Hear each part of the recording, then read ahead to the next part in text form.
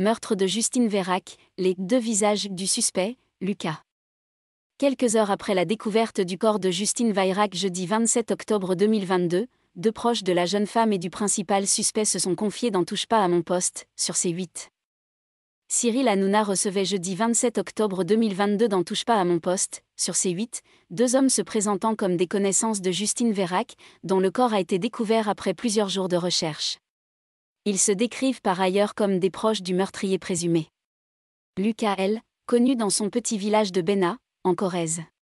Lors de sa garde à vue, il a reconnu avoir tué l'étudiante portée disparue depuis la nuit du 22 au 23 octobre 2022, avant d'avoir enterré le corps.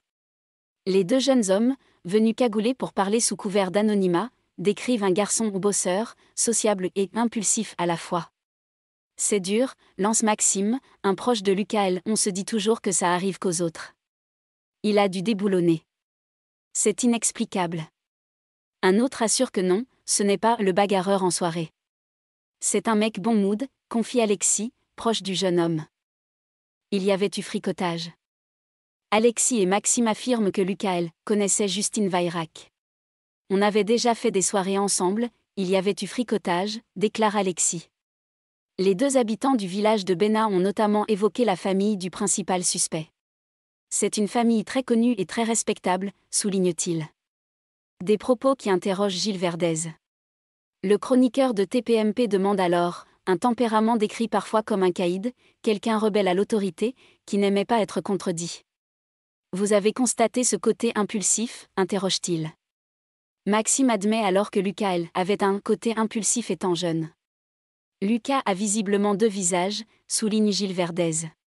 Le Lucas qui joue au football, membre du comité des fêtes de Bénat est très intégré. Et puis une part d'ombre avec quelqu'un d'impulsif, de caïd. Le lendemain du drame, Lucas serait retourné en boîte de nuit. Alexis raconte que le groupe de copains avait un peu bu le soir du drame. Il était normal, rien à dire, relate-t-il.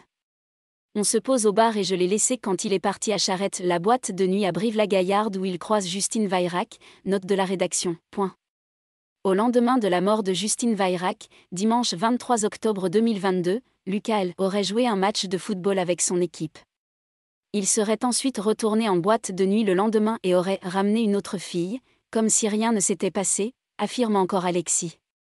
Le principal suspect reste présumé innocent dans l'attente du jugement par les autorités compétentes.